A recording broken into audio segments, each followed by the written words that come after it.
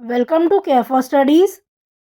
तो आज हम पढ़ने वाले हैं क्लास 9 का यूनिट 2 जो कि है पॉलिनॉमियल्स। आज हम पढ़ने वाले हैं फैक्टराइजेशन। तो फैक्टराइजेशन पढ़ने से पहले फैक्टर क्या होता है ये जानना बहुत ज़रूरी है। तो देखो फैक्टर क्या है।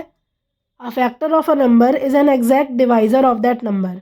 तो फैक्टर वो नंबर है जो किसी भी नंबर का एक एग्जैक्ट डिवाइज़र होता है। एग्जैक्ट डिवाइज़र मतलब जो किसी भी नंबर को एग्जैक्टली डिवाइड कर दे। क्या कर दे? एग्जैक्टली डिवाइड कर दे। अब एग्जैक्टली अगर डिवाइड करेगा कोई भी नंबर दूसरे नंबर को, तो उस केस में डिवीजन के बाद जो रिमाइंडर है वो क्या आएगा? Remainder will be equal to zero, है ना।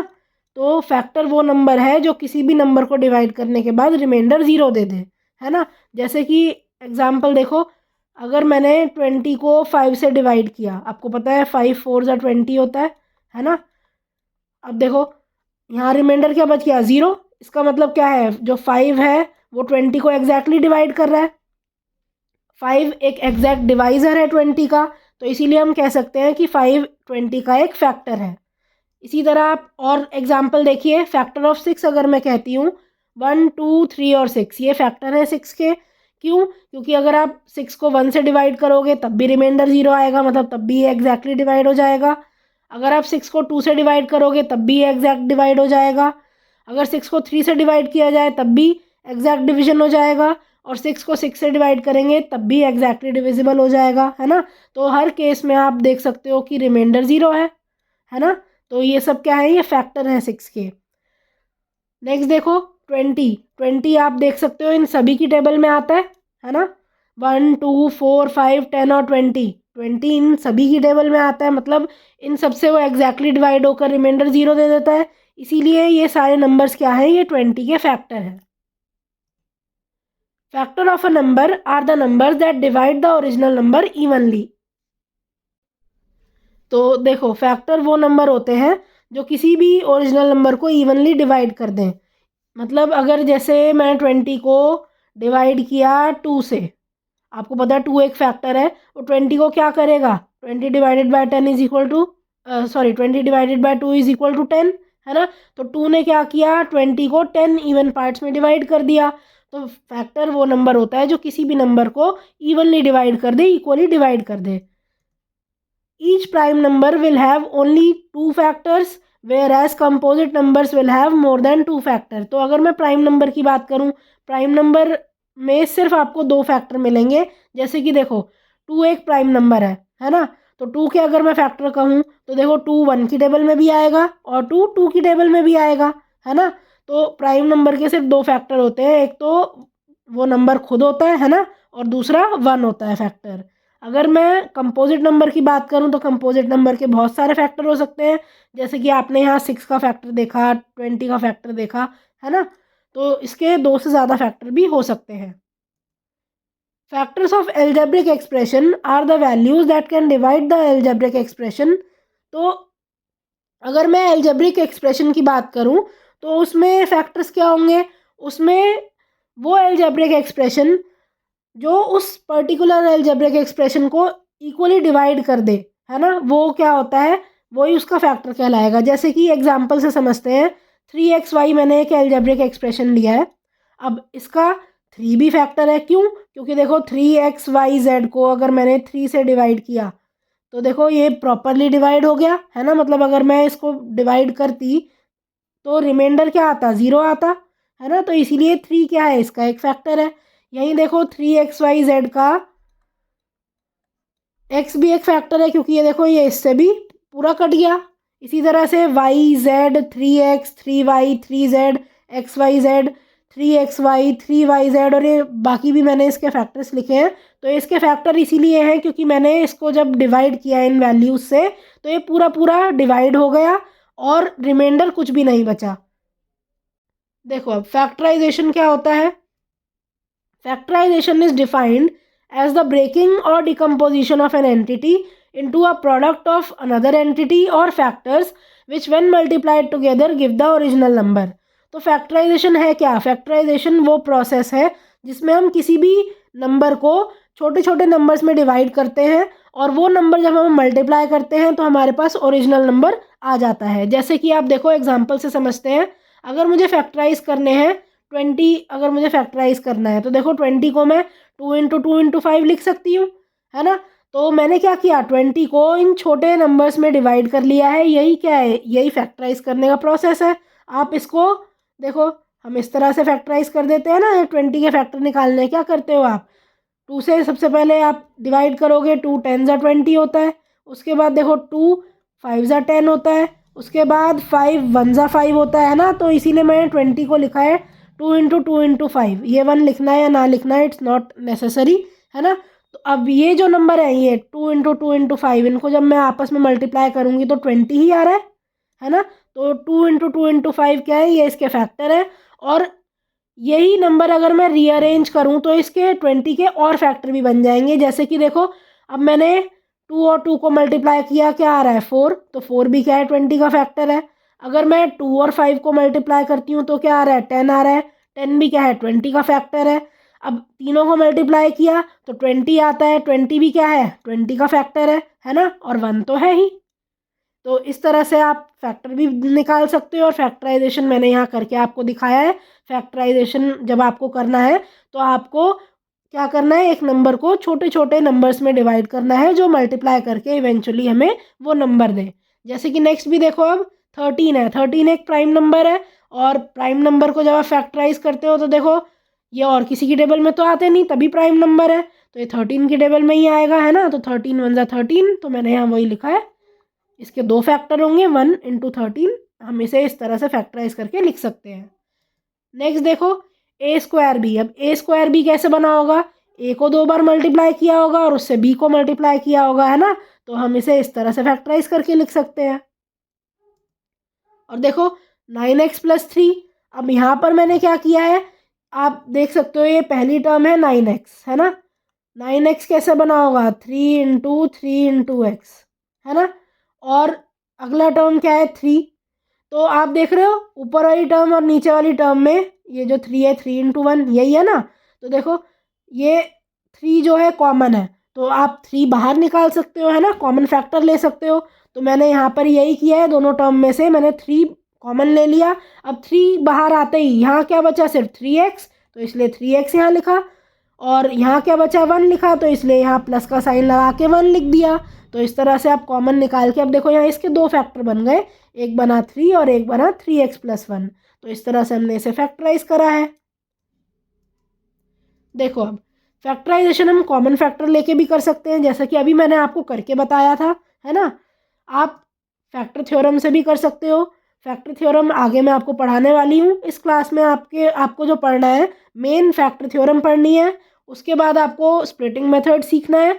और एल्जेब्रिक आइडेंटिटी कैसे यूज़ करके आप फैक्टर निकाल सकते हो, ये हम सीखेंगे। स्टार्ट हम करते हैं कॉमन फैक्टर मेथड से। एक बार मैं आपको प्रॉपर बता देती हूँ फिर से कि क्या होता है, कैसे निकालते हो आप कॉमन। देखो, 2x² + 4x, अगर इसमें आपको कॉमन फैक्टर मेथड यूज़ करके फैक्टर बनाने हैं तो क्या करोगे आप क्या करो, 2x² कैसे लिख सकते हो आप, 2 × x × x, इस तरह लिख सकते हो। और 4x को कैसे लिख सकते हो आप, तो 4 को आप लिख सकते हो 2 × 2, और x तो है ही।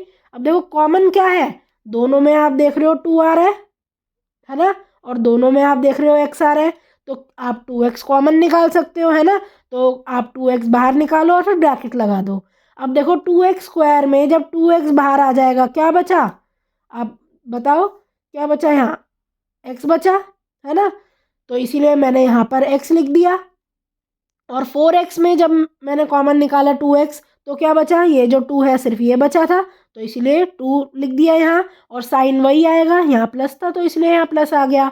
तो अब आप देख सकते हो 2x² + 4x को मैंने 2 टर्म्स की मल्टीप्लिकेशन के फॉर्म में लिखा है। यही दो क्या है, यही फैक्टर है। तो अगर आप कहो कि इसके फैक्टर्स बताओ, तो एक फैक्टर तो हो गया 2x और दूसरा फैक्टर हो गया x + 2।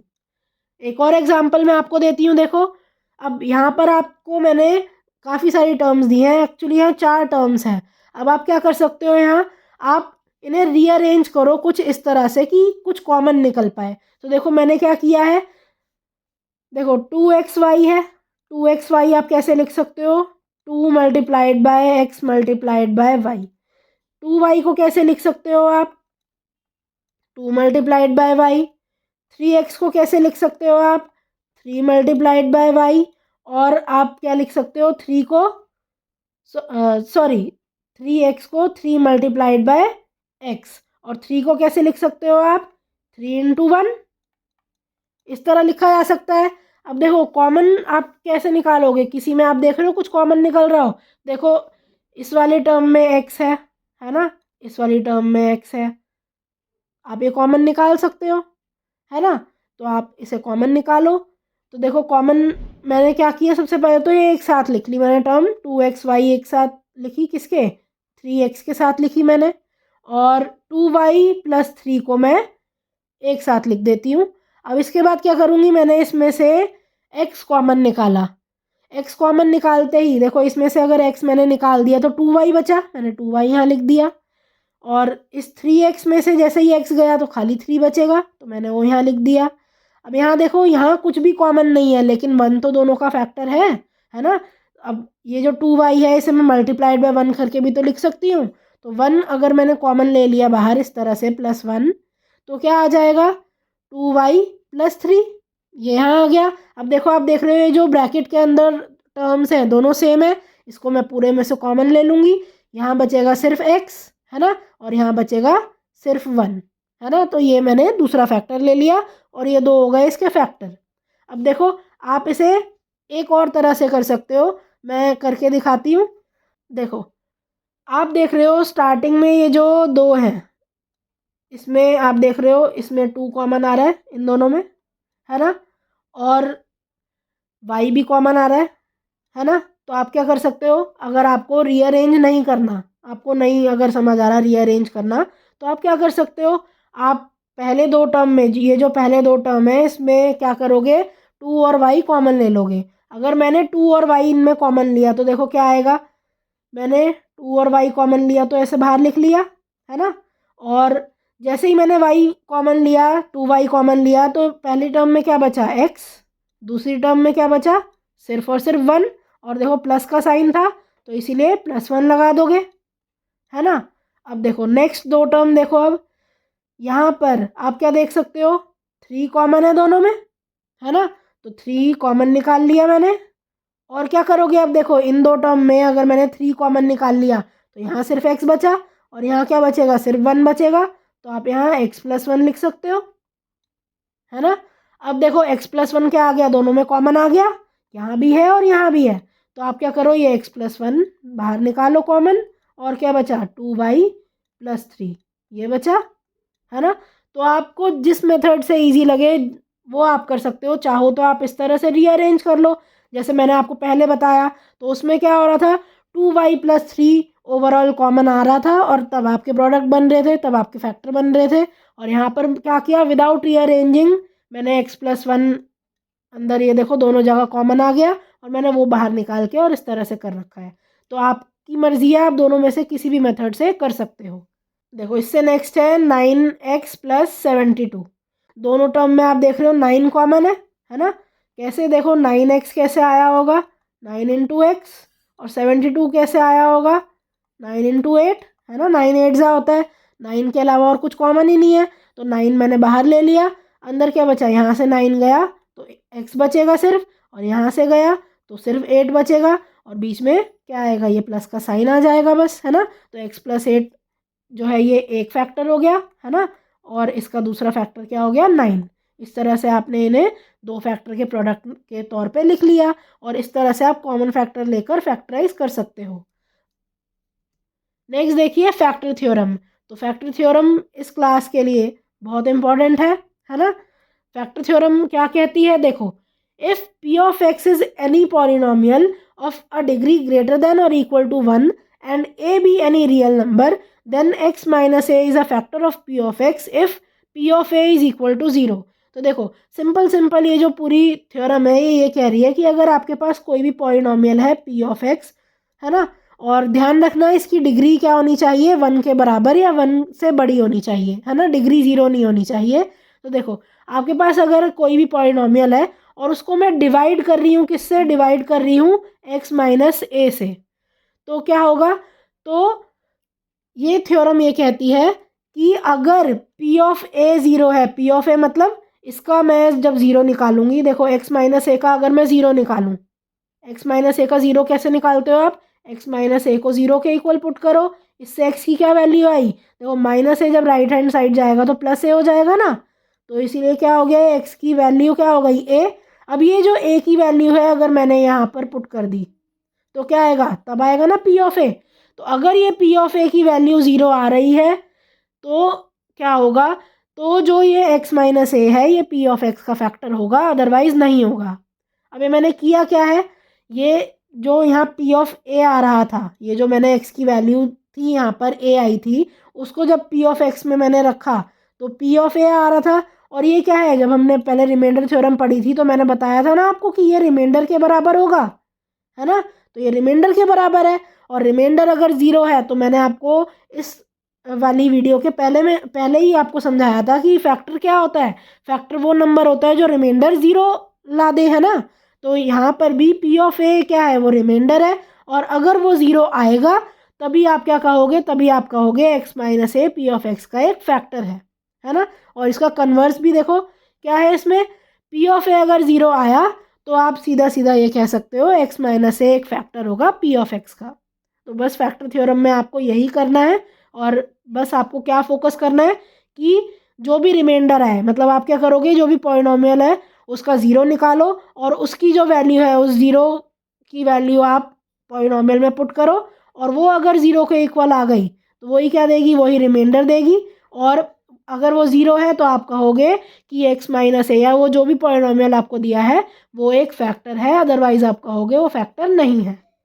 अब देखो नेक्स्ट क्वेश्चन से समझते हैं। हमें यहाँ चेक करना है x प्लस वन, आपको बताना है कि फैक्टर है इस पॉलिनोमियल का या नहीं है। तो देखो पॉलिनोमियल आपको ये वाला दे रखा है। अब आप क्या करो, आप सबसे पहले x प्लस वन का ज़ीरो निकालो, है ना। x प्लस वन का ज़ीरो निकालने के लिए क्या करना होगा आपको, x प्लस वन को ज़ीरो के इक्वल पुट करना होगा, और ज़ीरो के इक्वल पुट करने के बाद आप x की वैल्यू निकालो। तो देखो प्लस वन जब राइट हैंड साइड जाएगा तो क्या हो जाएगा, ये राइट हैंड साइड जाके माइनस का साइन आ जाएगा, है ना। तो इसीलिए क्या हो गया, माइनस वन इसकी वैल्यू हो गई। अब आप क्या करो, इस पॉलिनोमियल में ये जो p ऑफ x दे रखा है यहाँ पर x की जगह आप क्या करो, माइनस वन पुट कर दो, है ना। और माइनस वन आप जब इसमें पुट करोगे तो देखो कुछ इस तरह से आप पुट करोगे। अब सॉल्व करने के बाद देखो अगर ये वैल्यू ज़ीरो आ रही है तो आप कह देना x प्लस वन इस पॉलिनोमियल का फैक्टर है। तो देखो इसे सॉल्व करोगे तो कुछ ये आएगा, कैसे आया मैं एक बार आपको डिटेल में भी सॉल्व करके दिखाती हूँ। देखो माइनस वन का क्यूब क्या होगा, माइनस वन, अगर भाई माइनस के ऊपर जो जो एक्सपोनेंट है अगर वो ऑड नंबर होता है तो साइन क्या होता है, नेगेटिव का ही रहता है। तो यहाँ भी देखो माइनस वन के ऊपर थ्री है, ये क्या है, ये एक ऑड नंबर है, तो इसीलिए क्या होगा, यहाँ पर माइनस का साइन ही रहेगा, ये माइनस वन रहेगा। और माइनस वन इंटू टू क्या होता है, माइनस टू। देखो अब यहाँ माइनस वन का स्क्वायर है तो ये क्या हो जाएगा, प्लस वन, है ना। और plus one into minus nine क्या हो जाएगा, माइनस का नाइन। यहाँ देखो ये प्लस का साइन है और ये माइनस वन है तो ये क्या हो जाएगा, माइनस वन, और ये क्या हो जाएगा, माइनस सिक्स, है ना। तो अब आपके पास क्या हो गया, ये minus two minus nine minus one minus six, यही हो गया आपके पास। अब इसे अगर आप और सॉल्व करो तो क्या आंसर आएगा, देखो माइनस टू माइनस नाइन क्या होता है, minus eleven, minus eleven minus one minus twelve, minus twelve minus six क्या होगा, माइनस एटीन। तो माइनस एटीन आपका आंसर आ रहा है ना। और क्योंकि आप देख रहे हो यहाँ पर x प्लस वन की जो ज़ीरो है, जब मैंने यहाँ उसकी वैल्यू पुट करी तो आंसर ज़ीरो नहीं आ रहा, इसीलिए ये एक फैक्टर नहीं है इस पॉलिनोमियल का, है ना। इस तरह से आप चेक करोगे वेदर ये एक फैक्टर है या नहीं है। नेक्स्ट देखो, check whether x minus one is the factor of the given polynomial. यहाँ पर अब देखो ये पॉलिनोमियल गिवन है और आपको चेक करना है x माइनस वन इसका फैक्टर है या नहीं। तो फिर से आप वही करोगे, x माइनस वन का सबसे पहले ज़ीरो निकालो, उसके लिए आपको x माइनस वन को ज़ीरो को इक्वल पुट करना पड़ेगा। तो देखो x की वैल्यू क्या आई, वहाँ से x की वैल्यू आई वन, है ना। अब आप क्या करो, इसके बाद आप अब p ऑफ वन निकालो, है ना, p ऑफ वन निकालोगे आप। तो अगर वो ज़ीरो आया तो आप कहोगे ये एक फैक्टर, x माइनस वन एक फैक्टर है इस पॉलिनोमियल का, अदरवाइज आप कहोगे नहीं है। अब देखो इस वाले पॉलिनोमियल में मैंने एक्स की जगह 1 अगर पुट किया तो ये आएगा। इसके बाद आप जब सॉल्व करोगे तो देखो कुछ इस तरह से वैल्यूज़ आएंगी। कैसे? 1 का क्यूब क्या होगा? 1, 1 इंटू 3 इज़ 3। अब 1 का स्क्वायर होता है 1, है ना। 1 इंटू -9 इज़ -9। फिर ये +1 एज इट इज़, ये +5 एज इट इज़। इसे सॉल्व करेंगे तो देखो 3 - 9 क्या होगा? -6। -6 + 1 होगा -5। -5 + 5 क्या होगा? 0, है ना। तो लास्ट में आप क्योंकि देख रहे हो P ऑफ 1 0 आ रहा है, इसका मतलब क्या है? इसका मतलब यही है ना, रिमाइंडर 0 है। और रिमाइंडर 0 जब होता है उसका मतलब यही होता है कि अब ये जो आपका पॉलिनॉमियल दिया है वो क्या होगा? वो इस गिवन पॉलिनॉमियल का फैक्टर होगा। तो आप यही लिखोगे, since P of 1 is equal to 0, therefore x - 1 is a factor of the given polynomial. Next देखो, if x + 2 is the factor of this polynomial, find the value of k। तो ये अब जो क्वेश्चन है इसमें आपको मिसिंग वैल्यू फाइंड करनी है। आप देख रहे हो यहाँ पे k दे रखा है ना। k की वैल्यू हमें निकालनी है। और यहाँ पर आपको ये दिया है कि x + 2 एक फैक्टर है। अब ये एक फैक्टर है, इसका मतलब आपको ऑलरेडी यहाँ गिवन है कि x + 2 का जो भी 0 आएगा उस 0 की वैल्यू यहाँ पुट करने पे आंसर 0 आने वाला है ना। आंसर 0 आएगा, ये आपको ऑलरेडी गिवन है। तो आप क्या करो, इसका 0 निकालो, उसकी वैल्यू यहाँ पुट करो और उसको इक्वल कर दो 0 के, है ना। इक्वल टू में 0 रखो और k की मिसिंग वैल्यू निकाल लो। यही देखो, x + 2 का जब मैं 0 निकालने जाऊँगी तो x + 2 को मैं 0 को इक्वल रखूँगी। उसके बाद +2 जब राइट हैंड साइड आएगा तो क्या होगा? -2 में कन्वर्ट हो जाएगा, है ना। x की वैल्यू आ गई -2। तो अब मैं क्या करूँगी? P ऑफ -2 निकालूंगी, है ना। और P ऑफ -2 क्योंकि x + 2 एक फैक्टर है इसीलिए वो 0 के इक्वल है ना। तो यही आपको यहाँ जो बेसिक कंसेप्ट है यही ध्यान रखना है कि P ऑफ -2 यहाँ पे 0 के इक्वल है। तो देखो इस वाले पॉलिनॉमियल में अब आप क्या करो, x की जगह -2 पुट कर दो कुछ इस तरह से, और ये इक्वल है 0 के। अब आप क्या करो, इसमें इस पूरे को सॉल्व करो। तो देखो -2 का क्यूब क्या होता है? -2 का क्यूब होगा -8, है ना। और -8 इंटू 4 क्या होता है? -32, है ना। इसी तरह यहाँ देखो -2 का स्क्वायर क्या होगा? 4। 4 इंटू -7 क्या होता है? -28। -2 इंटू 6 क्या होगा? -12। और -4 के है ही और इक्वल टू हमें 0 लिखना ही है। अब इन सबको जब आप सॉल्व करोगे तो क्या आ जाएगा? तो देखो आंसर आएगा -72, है ना। और -4 के है ये इज इक्वल टू 0। अब आप क्या करो, इस -72 को राइट हैंड साइड ले जाओ तो क्या आएगा? -4 के इज इक्वल टू 72। इसके बाद -4 क्या आएगा? डिनोमिनेटर में आ जाएगा, है ना। और k की वैल्यू निकल जाएगी। अब 72 को अगर -4 से मैंने डिवाइड करा तो आंसर आएगा -18। तो इस तरह से जब भी आपका क्वेश्चन आए k की वैल्यू निकालने का तो आप यही पूरा जो मेथड है वो फॉलो करोगे। Next is find the factors of x² + 14x + 40 by using factor theorem. अब फैक्टर थ्योरम यूज़ करके हमें इस क्वाड्रेटिक पॉलिनॉमियल के फैक्टर निकालने हैं। अब देखो क्वाड्रेटिक इक्वेशन है तो इसके फैक्टर कितने आएंगे? इसके 2 ही फैक्टर आएंगे, है ना।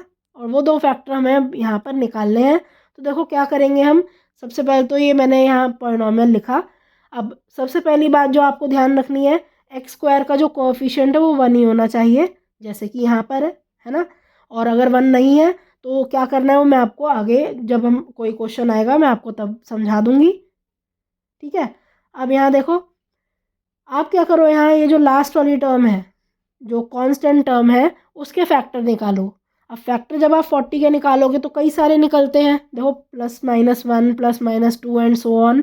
अब माइनस भी मैंने इसलिए लिखा है क्योंकि देखो 40 -1 की टेबल में भी आएगा, इसी तरह -2 की टेबल में भी आएगा, सारे नेगेटिव्स वाली टेबल में भी आता है 40, है ना। तो वो भी 40 के क्या है? नेगेटिव टर्म्स भी फैक्टर है। अब देखो क्या करना है नेक्स्ट आपको, आप हिट एंड ट्रायल करें। मतलब आप क्या करो, एक बार निकालो P ऑफ 1, एक बार निकालो P of -1 and so on. जितने फैक्टर हैं आपका जो मन करता है आप एक एक करके इस पे x की वैल्यू आप कभी एक बार आप +1 रखो, कभी -1 रखो, कभी +2 रखो, कभी -2 रखो। इसी तरह आप यहाँ पर ये वैल्यूज़ पुट करते जाओ, है ना। मैंने सबसे पहले यहाँ पर पुट किया है P की वैल्यू -4। अब देखो सॉल्व करने के बाद अगर मेरा आंसर 0 आएगा तो मैं कहूँगी कि हाँ ये जो वैल्यू है ये एक फैक्टर बनाती है। कैसे? अभी आगे समझते हैं। देखो मैंने अभी यहाँ पर x की जगह -4 रखा। अब इसे सॉल्व करेंगे। देखो -4 का स्क्वायर क्या होता है 16। अब 14 इंटू -4 है -56 और +40। अब इसे और सॉल्व करेंगे तो देखो 16 - 56 आता है क्या -40। -40 + 40 इज 0। तो यहाँ पर देखो जो वैल्यू आ गई वो आ गई 0। इसका मतलब क्या हुआ? इसका मतलब हुआ कि x की वैल्यू जब -4 है अगर मैंने रख दी तो क्या आ रहा है? तो यहाँ ये जो आंसर है ये 0 है ना। और ये आंसर क्या है? P ऑफ -4 0 है। P ऑफ -4 अगर 0 आ रहा है तो आप कह सकते हो कि ये जो है ये एक क्या बना रहा है? फैक्टर बना रहा है। और कैसे बनाएगा? देखो आप -4 को इधर ले जाओ x के साथ, तो क्या पॉलिनॉमियल बन रहा है? x + 4, यही पॉलिनॉमियल बन रहा है। तो आप कह दो ये वाला जो पॉलिनॉमियल है ये x² + 14x + 40 का फैक्टर है। ठीक है, इसी तरह से आप बाकी नंबर भी ट्राई करें और जिसमें भी वैल्यू 0 आ जाए एंड की, आप उसको इसी तरह जैसे मैंने आपको अभी यहाँ x की वैल्यू से एक पॉलिनॉमियल निकाल के दिखाया है उस तरह आप वो पॉलिनॉमियल निकालो और कह दो कि वो उसका एक फैक्टर होगा। जैसे मैं आपको एक और ट्राई करके दिखा देती हूँ। देखो अगर मैं यहाँ देखो x की जगह अब 1 रख दूँ, मतलब P ऑफ 1 निकालूँ तो क्या आएगा? देखो 1 का स्क्वायर + 14 इंटू 1 + 40। अब 1 का स्क्वायर क्या होता है? 1 1 + 14 + 40। आंसर आ रहा है क्या? 55। अब क्योंकि ये 0 के इक्वल नहीं आया तो देखो जब x की वैल्यू मैंने 1 रखी तो 0 के इक्वल नहीं आया, तो मतलब ये मैं इधर ले जा रही हूँ। देखो क्या पॉलिनॉमियल बना? x - 1। तो x - 1 इसीलिए आप कहोगे कि ये एक फैक्टर नहीं है इस पॉलिनॉमियल का, क्योंकि यहाँ पर P ऑफ 1 रखने से 0 नहीं आया। ठीक है, इसी तरह मैंने और भी अगर वैल्यूज़ पुट करी तो आप क्या देखोगे? सिर्फ जब मैंने x की वैल्यू -10 करी तभी 0 आएगा।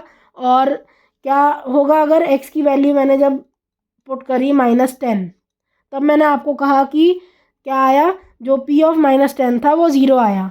तो ये देखो अब -10 को मैं इधर ले गई, क्या पॉलिनॉमियल बना? x + 10 बना ना। तो x + 10 मैंने इसीलिए लिखा है ये एक फैक्टर है।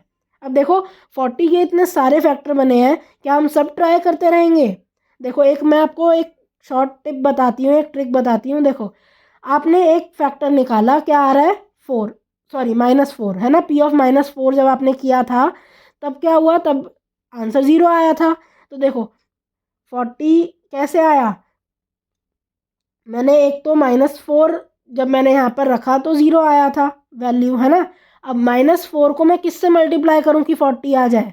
इसे मैं -10 से मल्टीप्लाई करूँगी तब 40 आएगा ना। तो आप क्या करो, -4 के बाद सबसे पहले -10 रख के देखना x की जगह, और वो मोस्ट प्रोबेबली आ ही जाएगा आंसर। ठीक है, तो ये एक शॉर्ट टिप है जो आप देख सकते हो अगला फैक्टर यूज़ करने के लिए। तो इस वाले पॉलिनॉमियल के दो फैक्टर इस तरह निकल के आते हैं, एक है x + 4 और एक है x + 10। ठीक है, क्वाड्रेटिक इक्वेशन है इसलिए इसके दो ही फैक्टर होंगे जो कि यहाँ हमने इस तरह से निकाल लिए हैं। So thank you for watching. आज की क्लास के लिए बस इतना ही।